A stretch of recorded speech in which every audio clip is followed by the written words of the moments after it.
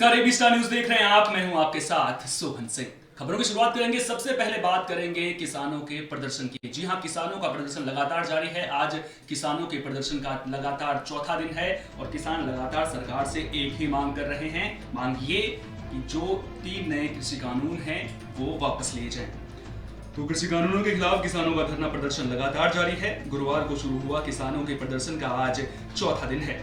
किसान दिल्ली हरियाणा की सीमा सिंघू बॉर्डर पर डटे हुए हैं, तो वहीं कुछ किसान दिल्ली के निरंकारी समागम में मौजूद हैं। बता दें कि कल किसानों ने यह तय किया था कि वे सिंघू बॉर्डर पर ही प्रदर्शन करेंगे। इसके अलावा किसान रोज सुबह 11 बजे बैठकर आगे की रणनीति भी बनाएंगे, यानी रोज सुबह 11 बजे किसानों की मीटिंग होगी जिसमें यह तय किया जाएगा कि आगे वो किस तरह से काम करेंगे। किसानों के प्रदर्शन को देखते हुए सिंघू बॉर्डर पर सुरक्षा बढ़ा दी गई है। भारी संख्या में सुरक्षा बलों को तैनात किया गया है। इसके अलावा गाजियाबाद दिल्ली बॉर्डर पर भी किसानों का प्रदर्शन जारी है। भारतीय किसान यूनियन के प्रवक्ता राकेश टिकैत ने सरकार से पूछा है कि प्रदर्शन तो रामलीला मैदान में होता है, तो फिर आखिर किसानों को निरंकारी मैदान क्यों भेजा जा रहा है, क्योंकि निरंकारी मैदान तो एक निजी संस्था है। तो लगातार किसानों का प्रदर्शन जारी है। किसान सरकार से आर पार के मूड में नजर आ रहे हैं। किसानों का साफ तौर पर कहना है कि सरकार जो 3 कानून कृषि को लेकर के लाई है उन्हें वापस ले। सरकार ने जब कानून पास किए थे उस वक्त किसानों से आखिर क्यों पूछा नहीं गया था, और जब किसान पुराने कानून के साथ खुश हैं तो फिर आखिर उन पर नए कानून क्यों थोपे जा रहे हैं। अब देखने वाली बात यह होगी कि तीनों नए कृषि कानूनों को लेकर के किसानों के प्रदर्शन के बाद सरकार का क्या कुछ रुख रहता है, क्योंकि केंद्र सरकार की तरफ से 3 दिसंबर की तारीख तय की गई है किसानों से बातचीत करने के लिए। लेकिन उस बातचीत के बाद क्या कुछ समाधान निकल कर सामने आता है, क्या समाधान निकलता है, क्या किसान आश्वासन लेकर वापस लौटते हैं या फिर सरकार को किसानों के आगे झुकना पड़ता है।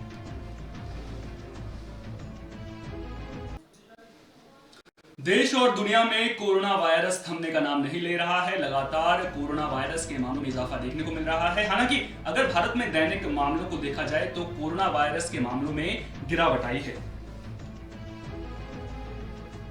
रविवार को शनिवार की तुलना में कोरोना वायरस के दैनिक मामलों में गिरावट दर्ज की गई है। शनिवार को जहां 41,322 नए मामले सामने आए थे, वहीं रविवार को 41,810 नए मामले रिपोर्ट किए गए हैं। इस दौरान 496 लोगों की मौत हुई है। भारत में कोरोना संक्रमितों की संख्या बढ़कर 93 लाख के पार हो गई है। तो लगातार कोरोना के मामले सामने आ रहे हैं और अब इंतजार कोरोना की वैक्सीन का है। प्रधानमंत्री नरेंद्र मोदी ने भी कल खुद जायजा लिया था। जो कोरोना वैक्सीन है उसकी तैयारियों को लेकर उन्होंने 3 शहरों का दौरा भी किया था, जहां पर उन्होंने कोरोना वैक्सीन निर्माण की जो तैयारियां हैं उनको लेकर के साइंटिस्ट के साथ बात की थी। और उसके अलावा किसको कोरोना वैक्सीन पहले दी जाएगी, किसको बाद में दी जाएगी, इन तमाम रणनीतियों पर भी मंथन हुआ था।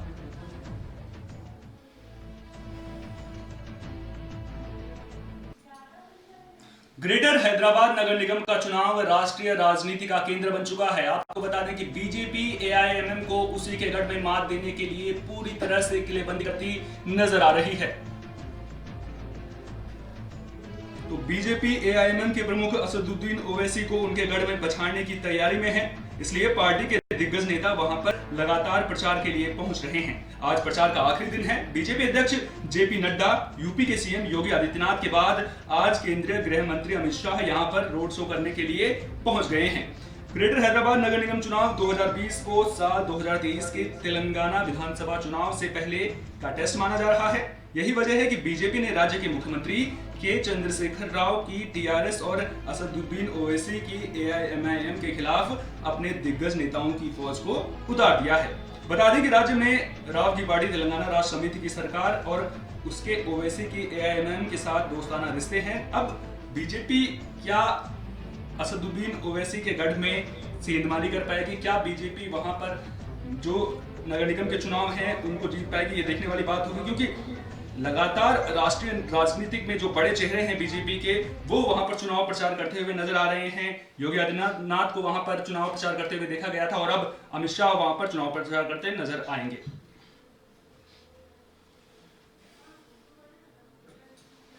पेट्रोल और डीजल की कीमतों में बढ़ोतरी का सिलसिला थमने का नाम नहीं ले रहा है। एक बार फिर से आज पेट्रोल और डीजल के दाम बढ़े हैं।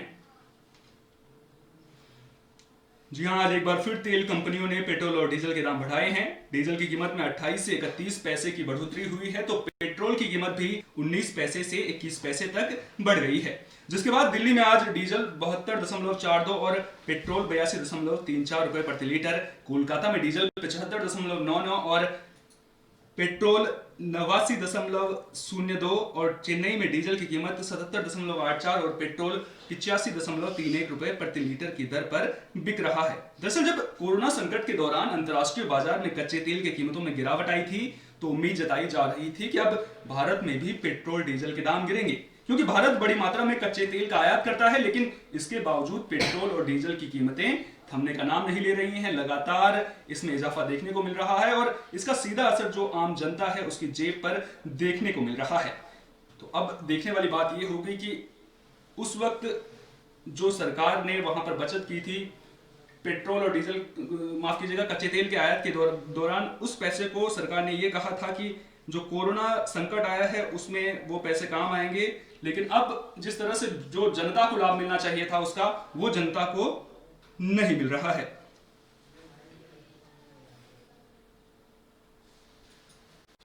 छत्तीसगढ़ के सुकमा से नक्सली हमले की खबर सामने आई है। आपको बता दें कि यहां पर एक आईईडी ब्लास्ट हुआ है जिसमें एक जवान शहीद हो गया है। दरअसल जवान ताड़ मेटला रिसर्च पर निकले हुए थे। इस दौरान जवान नक्सलियों के लगाए आईईडी की चपेट में आ गए। विस्फोट में कोबरा बटालियन के असिस्टेंट कमांडेंट नितिन भालेराव शहीद हो गए हैं, जबकि करीब 10 जवानों के घायल होने की खबर सामने आ रही है। बता दें कि ये वही ताड़ मेटला है जहां 6 अप्रैल 2010 में हुए नक्सली हमले में सीआरपीएफ के 76 जवान शहीद हुए थे। इस दौरान करीब 1000 नक्सलियों के बीच 150 जवान फंस गए थे। घटना की पुष्टि करते हुए एसपी केएल ध्रुव ने बताया कि नक्सलियों के खिलाफ चलाए जा रहे ऑपरेशन के तहत शनिवार को बुरकापाल कैंप से कोबरा 206 के जवान सर्चिंग पर निकले थे। देर शाम वापसी के दौरान कैंप से करीब 6 किलोमीटर पहले ताड़ मेटला के पास नक्सलियों के लगाए आईईडी के संपर्क में आने से जोरदार विस्फोट हो गया, जिसमें एक जवान शहीद हो गया, जबकि 10 जवानों के घायल होने की खबर है। घायल जवानों को नजदीकी अस्पतालों में भर्ती करा दिया गया है।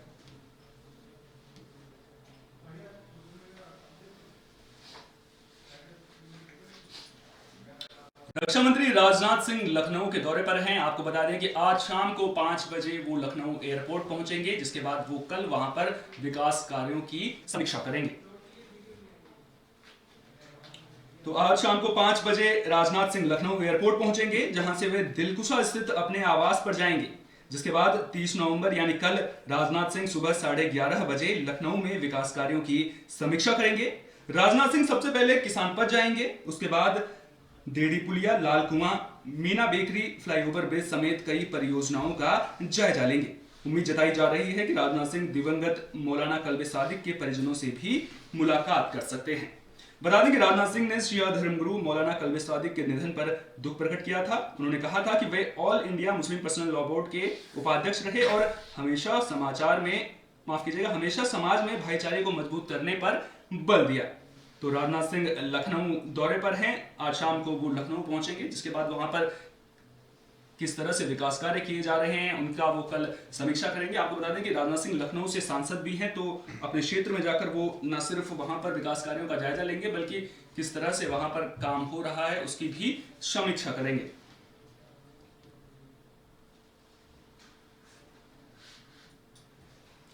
यूपी के बरेली में लव जिहाद का पहला केस दर्ज हुआ है। आपको बता दें कि यूपी में लव जिहाद से जुड़ा धर्मांतरण कानून पास हो गया है, जिसके बाद वहां पर अब एक पहला केस भी दर्ज हो चुका है। बरेली के देवरनिया इलाके में एक छात्र पर जबरन छात्रा का धर्म परिवर्तन का दबाव बनाने का आरोप लगा है। आरोप है कि छात्र छात्रा के परिवार को धमकी भी दे रहा है और छात्रा को कई तरह का लालच देने की भी कोशिश कर रहा है। मामले को लेकर देवरनिया पुलिस ने उत्तर प्रदेश विधि विरुद्ध धर्म परिवर्तन प्रतिषेध अधिनियम की धारा में मुकदमा दर्ज कर लिया है। फिलहाल आरोपी घर से फरार है, जिसकी गिरफ्तारी की कोशिशें लगातार जारी हैं।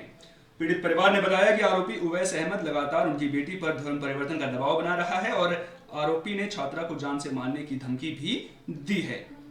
तो यूपी में राज्यपाल की मंजूरी मिलने के बाद जो धर्मांतरण से जुड़ा कानून है वो पास हो चुका है। आपको बता दें कि यूपी सरकार ने बुधवार को जो बिल है वो मंजूरी के लिए राज्यपाल को भेजा था, जिसके बाद उस पर राज्यपाल की मुहर लग गई है और अब यूपी में धर्मांतरण संबंधी कानून पूरी तरह से लागू हो चुका है। यानी कि अब कोई भी अगर किसी के साथ जबरन धर्म परिवर्तन करवाता है तो उसको 10 साल तक की सजा हो सकती है। इसके अलावा अगर कोई जबरन धर्म परिवर्तन करवाकर किसी से शादी करता है तो वो शादी भी अमान्य मानी जाएगी। हालांकि अभी ये कानून यूपी में लागू हो चुका है, लेकिन अभी भी यूपी सरकार के लिए एक बड़ी चुनौती है। यूपी सरकार के लिए बड़ी चुनौती ये है कि 6 महीने के भीतर उन्हें विधानमंडल के दोनों सदनों में इस बिल को पास करवाना होगा, तब ये अस्थायी रूप से पूरी तरह से यूपी में एक कानून बन जाएगा।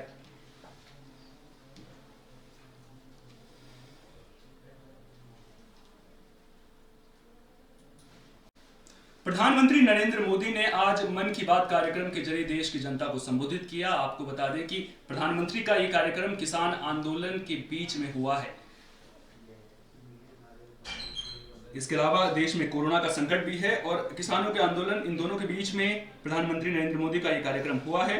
कार्यक्रम के दौरान पीएम मोदी ने देवी अन्नपूर्णा की बहुत पुरानी मूर्ति कनाडा से भारत वापस आने पर खुशी जताई और इसे सुखद बताया।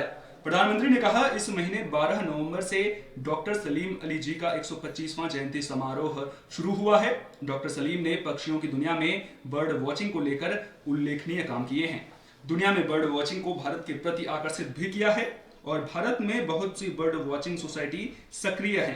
पीएम ने लोगों से इस विषय के साथ जुड़ने की अपील की है। पीएम मोदी ने कृषि कानूनों पर कहा कि इससे किसानों के लिए नए रास्ते खुले हैं। काफी विचार विमर्श के बाद भारतीय संसद ने कृषि कानूनों को ठोस रूप दिया है।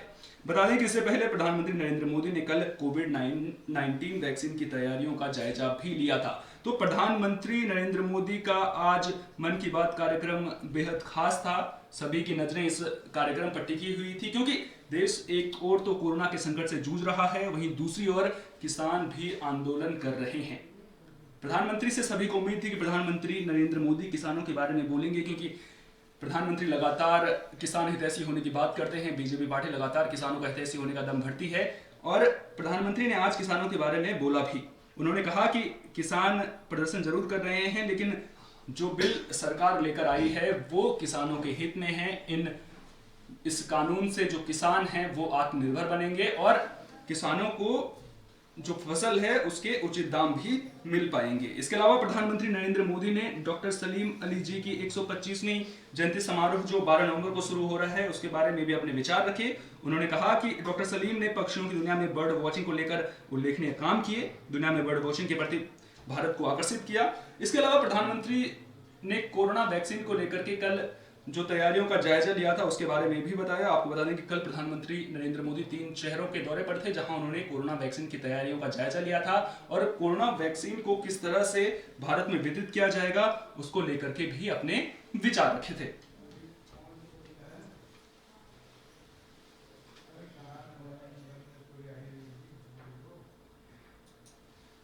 पूरी दुनिया में कोरोना का सितम देखने को मिल रहा है। कोरोना के चलते बड़े बड़े देशों ने लॉकडाउन भी झेला, लेकिन जो है इस कोरोना वायरस की वजह से पूरी दुनिया की अर्थव्यवस्था चरमरा गई है। इसके अलावा शिक्षा पर भी बड़ा संकट आया है। लेकिन अब कोरोना वायरस के संकट से जुड़ी एक बड़ी खबर सामने आ रही है। दरअसल करीब 2 करोड़ लड़कियों के स्कूल जाने का सपना टूट सकता है। रिपोर्ट देखिए। टूटेगा करोड़ों बेटियों का सपना। 2 करोड़ बेटियों का छूटेगा स्कूल। जी हाँ, बिल्कुल सही सुना आपने। जहाँ एक ओर पूरी दुनिया कोरोना से जद्दोजहद करने में लगी है, वहीं एक कोरोना कई लड़कियों के सपनों के लिए काल बनकर आया है। दरअसल जब कोरोना का दौर शुरू हुआ था, उस वक्त से ही स्कूल कॉलेजों में पढ़ाई पर भी ब्रेक लग गया था, क्योंकि अगर कोरोना काल के दौरान भी बच्चों के स्कूल जाने का सिलसिला जारी रहता तो स्कूली बच्चे भी इसकी चपेट में आ सकते थे।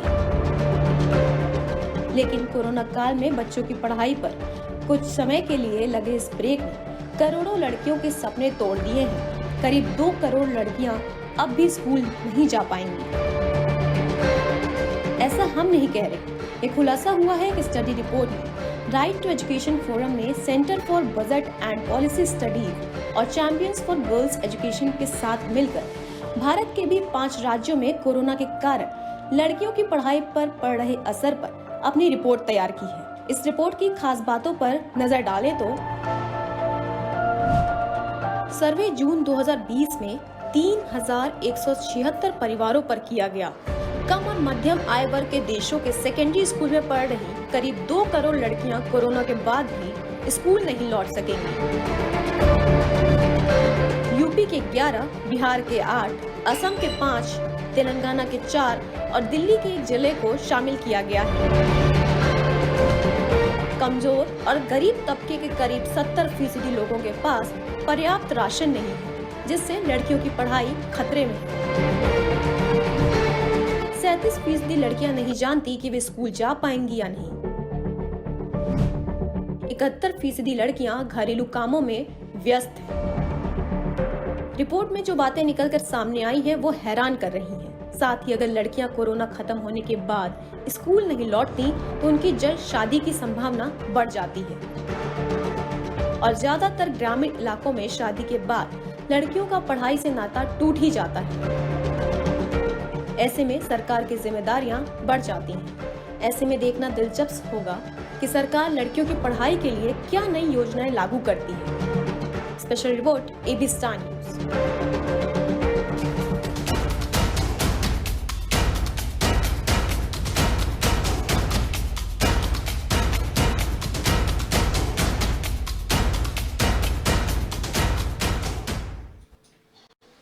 महाराष्ट्र सरकार से सीधी टक्कर लेने वाली कंगना रनौत अब एक बार फिर से सुर्खियों में हैं। जी हां, उन्होंने अब पारसी लोगों को लेकर के एक बयान दिया है। आपको बता दें कि दरअसल कंगना रनौत ने दिवंगत सिंगर वाजिद खान की पत्नी कमल रुख की परेशानियों की खबर पर अपना रिएक्शन दिया है। दरअसल कमल रुख को लेकर खबर है कि वाजिद के देहांत के बाद उनके ससुराल के लोग जबरदस्ती इस्लाम धर्म कबूलने के लिए कह रहे हैं। कमल रुख ने वाजिद के परिवार पर उत्पीड़न के आरोप भी लगाए हैं। उन्होंने अपने एक लेटर के जरिए बताया कि वो पारसी हैं और उनके पति वाजिद मुस्लिम हैं। अब उन्हें धर्म परिवर्तन के लिए मजबूर किया जा रहा है। इस मामले पर कंगना ने अपना रिएक्शन देते हुए ट्वीट किया है। कंगना रनौत ने ट्विटर पर लिखा, इस देश में पारसी सही में अल्पसंख्यक हैं। वो देश पर कब्जा करने नहीं आए थे, वे तो तलाश में आए थे और उन्होंने बहुत आराम से भारत माता का प्यार मांगा था। हमारे देश की सुंदरता, वृद्धि और आर्थिक मामलों में उनकी छोटी सी जनसंख्या ने बहुत बड़ा योगदान दिया है। तो एक बार फिर से कंगना रनौत सुर्खियों में हैं। आपको बता दें कि महाराष्ट्र सरकार से सीधी टक्कर लेने के बाद अब उन्होंने पारसी लोगों को लेकर एक बयान दिया है।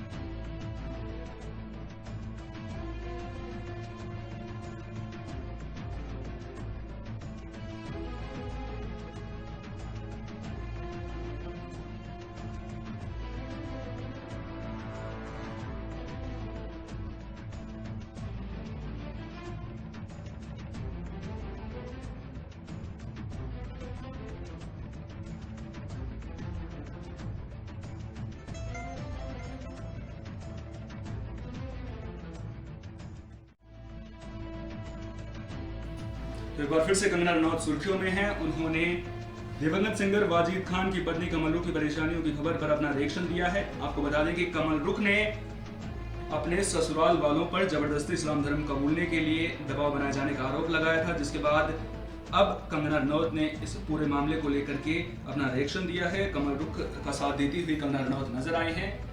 इससे पहले आपको बता दें कि कंगना रनौत को बॉम्बे हाईकोर्ट से बड़ी जीत मिली थी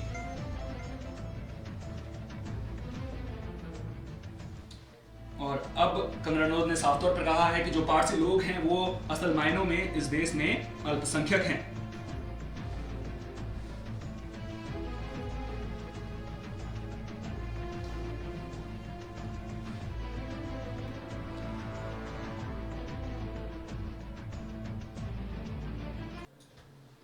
जम्मू कश्मीर में केंद्र शासित प्रदेश बनने के बाद पहली बार डीटीसी के चुनाव हुए। पहले चरण के दौरान 43 सीटों पर वोटिंग हुई और इस दौरान बड़ी संख्या में लोग वहां पर वोट डालते हुए नजर आए।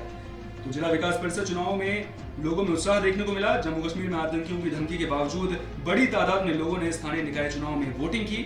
जम्मू कश्मीर को केंद्र शासित प्रदेश बनाए जाने के बाद पहली बार हुए जिला विकास परिषद के चुनाव में जबरदस्त उत्साह के साथ महिलाओं ने बढ़ चढ़ कर हिस्सा लिया। चुनाव के पहले चरण में 52% मतदान हुआ। चुनाव के दौरान कुपवाड़ा जिले में वोट डालने आई एक लड़की का वीडियो भी वायरल हो रहा है, जिसने अमन, शांति और विकास की बात कहकर अलगाववादियों के मुंह पर करारा तमाचा जड़ा है। तो आपको बता दें कि कल जम्मू कश्मीर में जो डीटीसी के चुनाव थे उसके पहले चरण की वोटिंग हुई। इस दौरान कड़ाके की ठंड के बावजूद सुबह 7 बजे मतदान की प्रक्रिया शुरू हुई थी। जिस तरह से आतंकियों ने धमकी दी थी उसे देखते हुए लग रहा था कि लोग जो है कम संख्या में आएंगे, लेकिन तमाम अड़चनों के बावजूद लोग बड़ी संख्या में मतदान करने पहुंचे और पहले चरण में 52% मतदान हुआ। इसके बाद एक लड़की का जो वीडियो है वो भी इस दौरान सामने आया है, जिसमें अमन, शांति और विकास की बात कहकर इस लड़की ने अलगाववादियों के मुंह पर करारा तमाचा जड़ा है।